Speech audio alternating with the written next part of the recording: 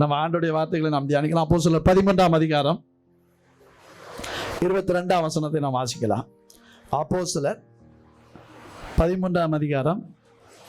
பின்பு அவர் அவனை தள்ளி தாவீதை அவர்களுக்கு ராஜாவாக ஏற்படுத்தி ஈசாயின் குமாரனாகிய தாவீதை என் இருதயத்துக்கு ஏற்றவனாக கண்டேன், எனக்கு சித்தமானவைகள் எல்லாம் அவன் செய்வான் என்று அவனை குறித்து சாட்சி கொடுத்தார். எனக்கு சித்தமானவைகள் எல்லாம் அவன் செய்வான் என்று அவனை குறித்து சாட்சி கொடுத்தார். சாட்சி கொடுத்தவர் யாரு? ஆண்டவர் தேவன். யாரை குறித்து? தாவீதை குறித்து. எனக்கு சித்தமானவைகள் எல்லாம் செய்வான். அல்லேலூயா. இன்னைக்கு இந்த காலையில கர்த்தர் இந்த இடத்துல இருக்கிற எல்லாரையும் தேவ சித்தம் செய்கிறவர்களாய் மாற வேண்டும். நம்மெல்லாம் யார் சித்தம் செய்யணும்? தேவ சித்தம் செய்கிறவர்கள். நம்ம எல்லாரும் ஆண்டோடைய பிள்ளைகள். ஆமென். ஆண்டவரால் தெரிந்து கொள்ளப்பட்டவர்கள். நாம் எல்லாம் ஆண்டோடைய சித்தம் செய்ய அழைக்கப்பட்டவர்கள். ஆமென். இந்த தாவீதை குறித்து அடுத்த வசனத்தை நான் வாசிக்கும் போது 36ஆம் வசனம். தாவீது தன் காலத்திலே தேவனுடைய சித்தத்தின்படி அவருக்கு ஊழியம் செய்த பின்பு, ஒரு அல்லேலூயா சொல்லுவோமா? வாழ்க்கை முடியுது. அல்லேலூயா. தாவீது கர்த்தருடைய சித்தத்தை செய்வான்னு ஆண்டவர் மேல ஒரு நம்பிக்கை வச்சாரு. அவன் வாழ்நாள் முழுவதும் தேவ சித்தம் செய்து முடித்தான். அல்லேலூயா. யார் செய்து முடிச்சா? தாவீது கர்த்தருடைய சித்தத்தை செய்து முடித்தான். இன்றைக்கு இந்த இடத்துல இந்த வசனத்தை கேட்கிற தேவனுடைய பிள்ளைகள் நாம் எல்லாரும் யார் சித்தம் செய்கிறவர்களாய் மாற வேண்டும்? தேவனுடைய சித்தம் செய்யக்கூடிய பிள்ளைகளாய் மாற வேண்டும். அதற்கு இந்த தாவீதினுடைய வாழ்க்கையில் இருந்த காரியங்களை நாம் தியானிக்க ஆண்டவர் நமக்கு உதவி செய்வாராக. இந்த நாளில் 1 சாமுவேல் 16ஆம் அதிகாரம் நம்ம வேகமாக தியானிக்க போகிறோம். ஒரு 3 காரியங்களை வேகமாக நாம் தியானிக்கலாம். 1 சாமுவேல் 16ஆம் அதிகாரம் 7ஆம் வசனம். கர்த்தர் சாமுவேலை நோக்கி, நீ இவனுடைய முகத்தையும் இவனுடைய சரீர வளர்ச்சியையும் பார்க்க வேண்டாம். நான் இவனை புறக்கணித்தேன். மனுஷன் பார்க்கிறபடி நான் பாரேன். மனுஷன் முகத்தை பார்ப்பான், கர்த்தர் இருதயத்தை பார்க்கிறார் என்றான். அல்லேலூயா. அல்லேலூயா.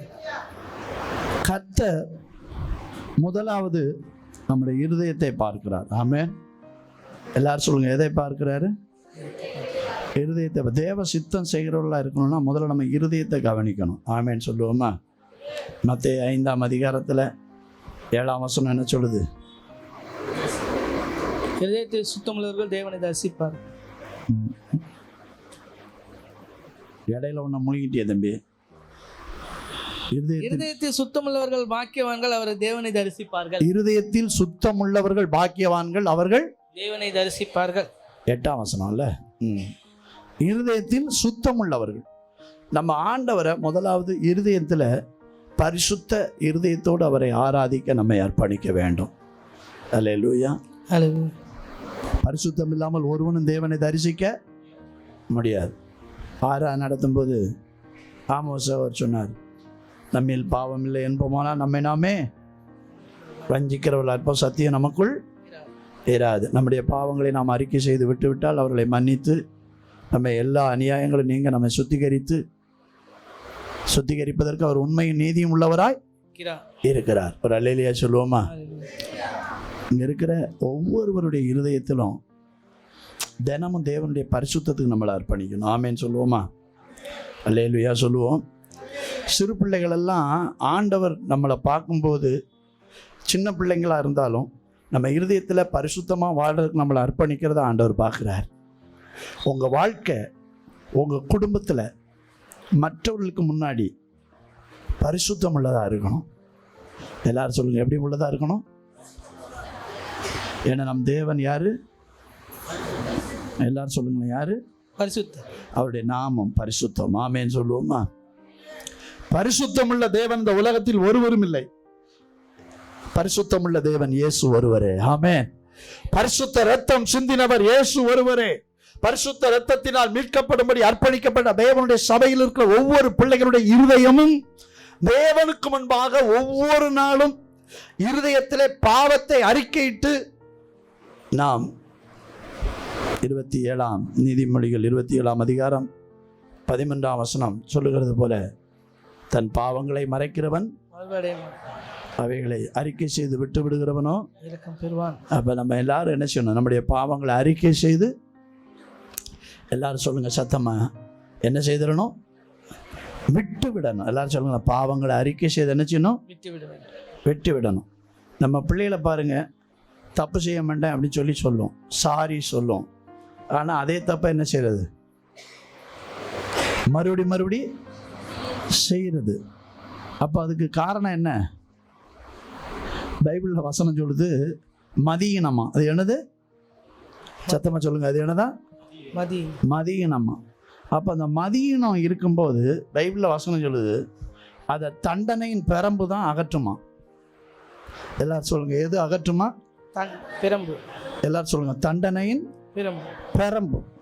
அதனால பார்த்தீங்க அப்படின்னா, நல்ல வளர்ந்த பெற்றோர்களால் வளர்க்கப்பட்ட பிள்ளைகள் ஒரு குறிப்பிட்ட எல்லைக்கு அப்புறம் வளர்க்கப்படும் போது அவர்கள் ஆண்டவருடைய பிள்ளைகளாக இருந்து ஆண்டவருக்கு பிரியமில்லாத பாவ வாழ்க்கையில் இருந்தால் ஆண்டவர் அவர்களை தண்டிப்பார், ஆண்டவர் அவர்களை சிட்சிப்பார்.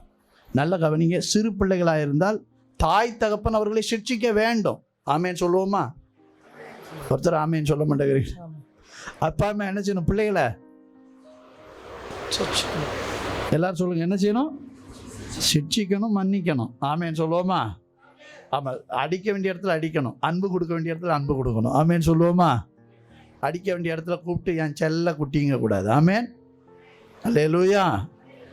ஆமாம்.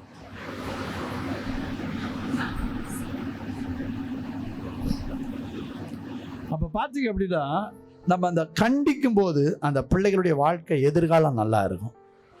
ஒரு அல்லேலூயா சொல்லுவோம். இஷ்டத்துக்கு விடப்பட்ட பிள்ளை தாய்க்கு வெட்கத்தை உண்டாக்குமா. பிள்ளையானவனை நடத்த வேண்டிய வழியில் நடத்து, அப்பொழுது அவன் அதை முதிர் வயதிலும் விடாதிருப்பான். நல்ல கவனிங்க, ஆண்டுடைய பிள்ளைகள் நம்முடைய வாழ்க்கையில் வருகிற பாடுகளுக்காக தோத்திரம் சொல்கிறவங்க ஒரு அல்லேலூயா சொல்லுங்களேன்.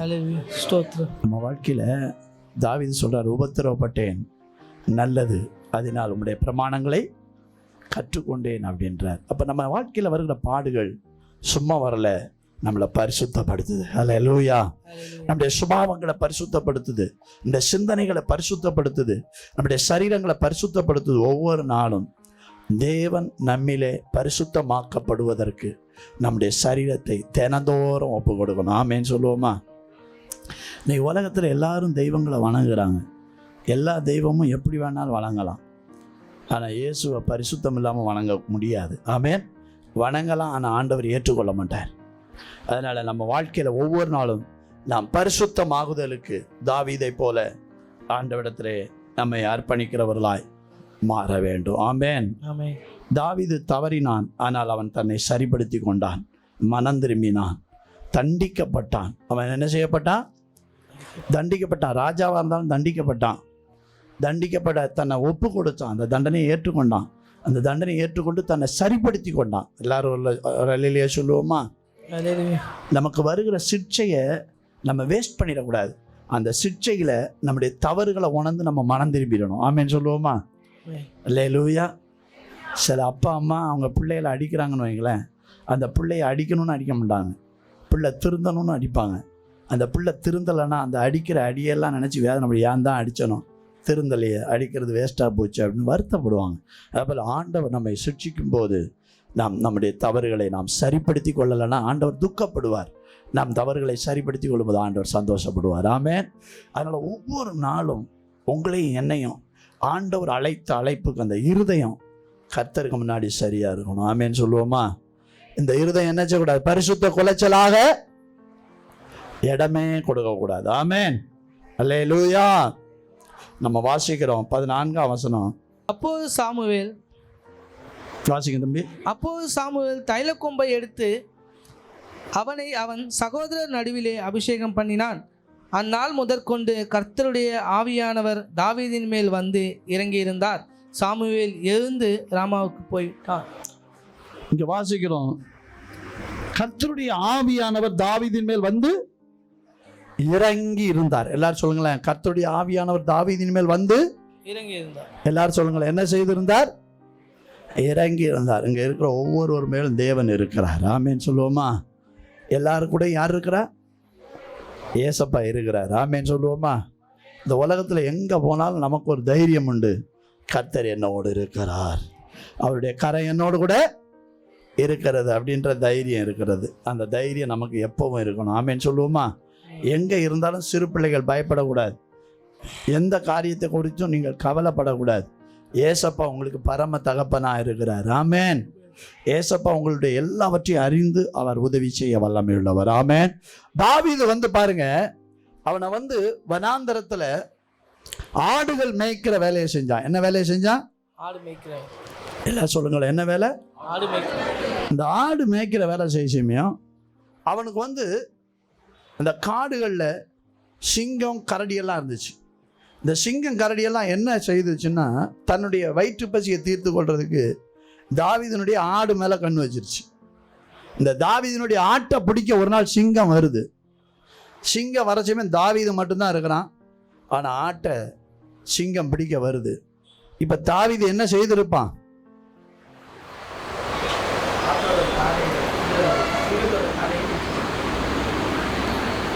இப்போ நம்ம ஆடு மேய்க்கிறோம், சிங்கம் வருதுன்னா நம்ம என்ன செய்வோம்? சிங்கம் அங்கே வருதுச்சுன்னு நம்ம சீரி பாஞ்சு எங்கே போகிறோம் தெரியாது, இல்லை நம்மளை காப்பாற்றிக்கிறோம்னு நினைப்பானா. நல்ல கவனிங்க, இந்த தாவீதுக்கு என்னன்னா, நான் சுத்த இருதயத்தோட இயேசுவை ஆராதிக்க என்னை அர்ப்பணித்திருக்கிறேன், இயேசு என் கூட இருக்கிறார். அதனால் எதிராக வர்ற சிங்கம் பிசாசானவன், அவன் எவ்வளவு பலசாலியாக இருந்தாலும் இயேசு என்னோட இருக்கும்போது அந்த சிங்கத்தை நான் ஜெயிப்பேன்னு சொல்லி அவன் என்ன சொன்னான்? தைரியமாய் அந்த சிங்கத்தை எதிர்கொண்டு போய் அந்த சிங்கத்தின் வாயை கிழிச்சு போட்டான். ஒரு அலையிலையா சொல்லுவோமா? அந்த சிங்கத்தின் வாயை என்ன செஞ்சிட்டான்? கிழிச்சு போட்டான். தாவீது யாரு? சின்ன பையன்தான். ஆனால் தேவன் அவனோடு கூட இருந்ததுனால சிங்கத்தை கிழிச்சு போட்டான். ஆமேன்னு சொல்லுவோமா? இங்கே இருக்கிற சின்ன பிள்ளைகள்லாம் பெரிய பிரச்சனைகளை பார்த்து என்ன செய்யக்கூடாது? பயப்பட. பெரியவர்களும் பயப்படக்கூடாது. ஆமேன்னு சொல்லுவோமா? எவ்வளவு பெரிய பிரச்சனையா இருந்தாலும் இயேசு நம்மோடு இருக்கிறார். அல்லேலூயா. ஆமா, சகோதரர் ஆனந்தர் சகோதரர் சோர்ந்து போகக்கூடாது. ஆமேன். குடும்பத்தில் முதல் காரியம் செய்கிறோம், எப்படி செய்ய போகிறோம்? நம்ம கூட நம்பிக்கைக்குரியவர் ஒருவர் இருப்பார், நம்பிக்கைக்குரியவர் இருக்கிறார். ஆமேன். மாம்சத்தில் சரீரத்தில் அவர் நம்ம கூட இல்லாட்டாலும் கர்த்தர் நம்மோடு எப்போதும் இருக்கிறார். ஆமேன். அவர் எல்லாவற்றையும் நேர்த்தியாய் செய்து முடிப்பார். ஆமேன். அல்லேலூயா சொல்லுவோமா? நீங்கள் குடும்பத்தில் ஒரு தொழில் செய்தாலும் சரி, ஒரு வேலையை செய்தாலும் சரி, குடும்பத்தில் எந்த காரியங்களுக்காக எடுக்கிற முயற்சியாக இருந்தாலும் சரி, அது பயங்கரமாக தெரியலாம், நீங்கள் தனியாக இருக்கிறது போல இருக்கலாம். ஆனால் கர்த்தர் உங்களோட இருக்கிறார். தேவன் உங்கள் கூட இருந்தவங்களை நடத்தும்படி இருக்கிறார். ஆமேன். அதனால் நீங்கள் என்ன செய்யக்கூடாது? சோர்ந்து போக. தாவீதை போல தைரியம் கொண்டு சிங்கத்தை கிழித்து போட்டது போல பிரச்சனைகளிலே இயேசு என்னோடு இருக்கிறார் என்ற தைரியத்தோடு நிற்க வேண்டும். ஆமேன். 5:5 இயேசுவானவர் தேவனுடைய குமாரன் என்று விசுவாசிக்கிறவனே அன்றி உலகத்தில் ஜெயிக்கிறவன் யார்? தேவனால் பிறப்பதெல்லாம் உலகத்தை ஜெயிக்கும். நம்முடைய விசுவாசமே உலகத்தை ஜெயிக்கிற ஜெயம். உலகத்தை ஜெயிக்கிற ஜெயம். ஒரு அலையிலையா சொல்லுவோமா? அப்ப நமக்குள்ள என்ன தேவை? எல்லாரும் சொல்லுங்களேன், என்ன வாசம்? விசுவாசம் வேணும். இன்னைக்கு நமக்கு தேவை விசுவாசம். ஆமேன்னு சொல்லுவோமா? ஆண்டவர் சொல்றார், விசுவாசிக்கிறவனுக்கு, விசுவாசித்தால் தேவனுடைய மகிமையை. அல்லேலூயா. செத்து போய் 4 நாட்கள் ஆன லாசருவை இயேசு உயிரோடு எழுப்பினார். அதற்கு காரணம் அவன் தேவன் மேல் வைத்த விசுவாசம். அங்கே மார்த்தாள் மரியாள் தேவன் மேல் வைத்த விசுவாசம். பிறவி சப்பானி ஆண்டவர் நடக்க வைத்தார். குருடனை பார்க்க வைத்தார். பெரும்பாடுள்ள ஸ்திரியை சுகமாக்கினார். தன் மகள் வியாதிப்பட்டு எவ்வளவும் சுகமாக்க முடியாமல் இயேசுவினிடத்தில் என் மகள் சுகமாக வேண்டும் என்று வேண்டிக் கொண்ட சகோதரனுடைய மகளை இயேசு சுகமாக்கினார். பல அற்புதங்கள் இயேசு செய்தார். அவர் செய்யும் போதெல்லாம் உன் விசுவாசத்தின்படி உனக்கு ஆக கிடவது என்று சொன்னார். அல்லேலூயா. அல்லேலூயா. சத்தமோர அல்லேலூயா சொல்லுவோம். இன்னைக்கு நிறைய அற்புதங்கள் தடைபட்டு இருப்பதற்கு காரணம் நம்முடைய அவிசுவாசம். எல்லாரும் சொல்லுங்க, என்ன வாசம்? எல்லாரும் சொல்லுங்க, என்ன வாசம்? இன்னைக்கு நம்ம வீட்டில் நிறைய நன்மைகள் வராமல் இருப்பதற்கு காரணம் என்ன? நம்முடைய அவிசுவாசம். வீட்டு வாசல் வர வந்திருக்கோம், வீட்டுக்கு உள்ள அவிசுவாசமாக பேசினோடனே அது ரிட்டர்ன் ஆகிடும். Delivery reply. இன்னைக்கு நம்ம வீட்டில் நம்ம விசுவாசத்தை பேசணும். ஆமேன்னு சொல்லுவோமா? இல்லாததை தேவன் இருக்கிறவைகளை போல அழைக்கிறவர். எது இல்லாட்டாலும் பரவாயில்ல, பக்கத்தில் பார்த்து சொல்லுங்க, எது இல்லாட்டாலும் கர்த்தர் உங்கள் வாழ்க்கையில் உருவாக்க வல்லமை உள்ளவர். உங்கள் வாழ்க்கையில் என்ன செய்ய வல்லமை உள்ளவர்? எபிரேயர் 4ஆம் அதிகாரத்தில் 2ஆம் வசனம் என்ன சொல்லுது பாருங்க. எபிரேயர் 4ஆம் அதிகாரம் 2ஆம் வசனத்தை சீக்கிரம் வாசிங்க. ஏனெனில் சுவிசேஷம் அவர்களுக்கு அறிவிக்கப்பட்டது போல நமக்கும் அறிவிக்கப்பட்டது. கேட்டவர்கள் விசுவாசத்தினால் கேட்டபடியினால் அவர்கள் கேட்ட வசனம் அவர்களுக்கு பிரயோஜனப்படவில்லை. அவர்கள் கேட்ட வசனம் அவர்களுக்கு என்ன செய்யல? பிரயோஜனப்படவில்லை. ஏன்? விசுவாசம் இல்லாத இருதயம். என்ன இல்லாத இருதயம்? இயேசு பல அற்புதங்களை பல பட்டணங்களை செய்தார். ஆனால் கப்பர்நகூமில் அவர் பிறந்த ஊரில் வந்து அற்புதம் செய்ய வரும்போது அங்கிருந்த ஜனங்கள் எல்லாம் அவிசுவாசப்பட்டார்களாம். ஆண்டவர் வந்து அவரோட அவிசுவாசத்தை பார்த்து ஆச்சரியப்பட்டு அநேக அற்புதங்கள் அங்கே செய்ய முடியாமல் போயிடுச்சான். அநேக அற்புதங்கள் செய்ய முடியாமல், அதாவது நிறைய நன்மைகளை கர்த்தர் நமக்காக வைத்திருக்கிறார். ஆமேன் 2 வாய் தான் சொல்லுது. அல்லேலூயா. அந்த நன்மைகளை பெற நமக்கு என்ன தேவை? எல்லாம் சொல்லுங்களேன், என்ன வாசம்? விசுவாசம் தேவை. தாவீது விசுவாசத்தோடு கோலியாத்தை எதிர்த்து நின்றதுனால தான் கோலியாத்தினுடைய தலை தாவீதின் கையில் வந்துட்டு. அல்லேலூயா. கோலியாத்து நினைச்சான் இன்னைக்கு தாவீது தலை என் கையில் இருக்க போகுதுன்னு. ஆனால் கோலியாத்து தலை தாவீது கையில் வந்துருச்சு. ஒரு அல்லேலூயா சொல்லுங்களேன்.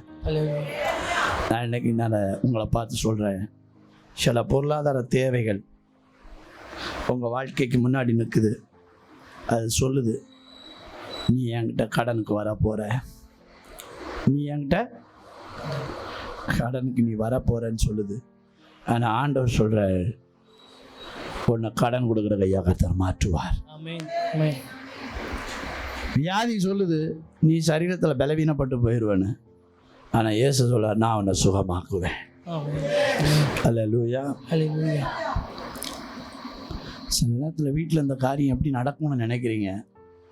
ஆனால் ஆண்டவர் சொல்கிறாரு, அந்த காரியத்தை நான் இல்லாததை இருக்கிறது போல நடத்தி முடிக்க நான் அற்புதத்தை செய்வேன். அல்லேலூயா.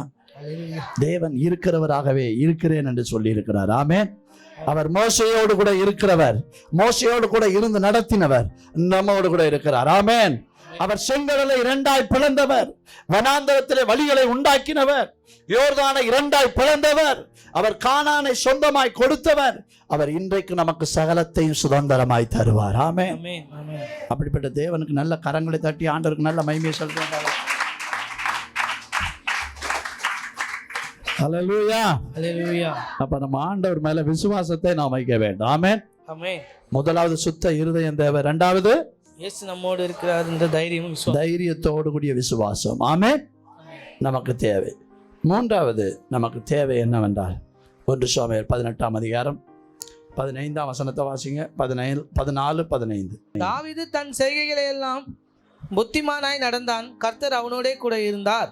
அவன் மகா புத்திமானாய் நடக்கிறதை சவுல் கண்டு அவனுக்கு பயந்தான். அல்லேலூயா. அல்லேலூயா. தாவீது புத்திமானாய் நடந்து கொண்டானா. அல்லேலூயா. அல்லேலூயா. எல்லாம் சொல்லுங்களேன், எப்படி நடந்து கொண்டான்? புத்திமானாய். புத்தி அப்படின்னா என்ன? காரியத்தில் சமயத்துக்கு தகுந்த மாதிரி நடந்து கொள்ளணும். ஆமென் சொல்லுவோமா? அல்லேலூயா. அல்லேலூயா. எல்லா இடத்துலையும் ஒரே மாதிரி நடந்து கொள்ளக்கூடாது. இந்த இடத்துல பார்த்தீங்க அப்படின்னா தாவீதுக்கு ஒரு பிரச்சனை வருது. என்ன அப்படின்னா, சவுல் கொண்டது 1000, தாவீது கொண்டது 10,000 ஜனங்க புகழ்ந்துட்டாங்க. இப்போ நம்ம ஸ்டாலினுக்கு முன்னாடி அவங்க கட்சியில் இருக்கிற அமைச்சர் யாரையாவது புகழ்ந்துட்டா என்ன ஆகும்? பொறாமல்ல, தூக்கிடுவோம். அமைச்சர் போஸ்டிங் கேன்சல். அடுத்தது அதுதான். ஏன்னா இவனை புகழ்ந்தானா நாளைக்கு நம்மளே தூக்கிடுவானு போல இருக்கு. அதுபோல தான் தாவீதை புகழ்ந்த உடனே என்ன செஞ்சிட்டான்னா சவுல் தாவீதுக்கு விரோதியாய் மாறிட்டான். தாவீது எந்த ஒரு தீமையும் செய்யலை. இந்த புகழ்ச்சி தாவீதுக்கு வந்த உடனே அது சோதனையாக மாறிடுச்சு. நல்ல கவனிங்க, நம்ம வாழ்க்கையில் நம்ம புகழ்கிறவங்ககிட்ட ரொம்ப கவனமாக இருக்கணும். எல்லாரும் சொல்லுங்கள், என்ன செய்யணும்? கவனமாக இருக்கும். புகழ்கிறாங்கன்னு சொல்லி என்ன செய்யக்கூடாது? விழுந்துடக்கூடாது. அல்லேலூயா. மனுஷனுக்கு புகழ்ச்சி தான் என்னதான்? சோதனை. சோதனை. நாமளே புகழ்ந்து கூடாது. அல்லேலூயா. ஆமாம், நான் ரொம்ப சிறப்பாக இருக்கிறேன்னு நினச்சி நாமளே என்ன சொல்லக்கூடாதுன்னா விடுதலுக்கு இடம் கொடுக்கக்கூடாது. சிறப்பாக செஞ்சு ஆண்டவருக்கு நன்றி சொல்லணும். ஆமென். இன்னும் நான் சிறப்பாக செய்ய எனக்கு உதவி செய்யுங்க ஆண்டவர் எனக்கு கேட்கணும். ஆமேன்னு சொல்லுவோமா? அதுதான் புத்தி. அதுதான் என்னது? புத்தி. புத்தின்னா என்னன்னா, நமக்குள்ள பெருமை வராமல் எல்லா இடத்துலையும் ஞானமாய் நடந்து கொள்வது. எல்லா இடத்துலையும் எப்படி நடந்து கொள்வது? ஞானம் அப்படின்னு சொல்லும்போது கர்த்தருடைய ஆலோசனையின்படி செயல்படுவது. ஞானம் என்னதுங்க? கர்த்தருடைய ஆலோசனையின்படி செயல்படுவது. நீங்கள் என்ன செய்யக்கூடாதுன்னா, உங்கள் குடும்பத்தில் ஒரு பிரச்சனை வந்துச்சுன்னா உங்கள் இஷ்டத்துக்கு முடிவு எடுக்கக்கூடாது. கர்த்தரை சார்ந்து நிற்கணும். ஆமேன்னு சொல்லுவோமா? கர்த்தர் உங்களை ஆசீர்வதிப்பார். ஆமேன். கேட்ட வசனத்தின்படி தேவ சித்தம் செய்ய முதலாவது சுத்த இருதயம் நமக்கு தேவை. 2வது விசுவாசம் தேவை. 3வது தேவ ஆலோசனை கேட்டு செய்கிற அனுபவம் நமக்கு தேவை. ஹல்லேலூயா. இதற்கு நம்மளை ஒப்பு கொடுத்து ஜெபிக்கலாமா?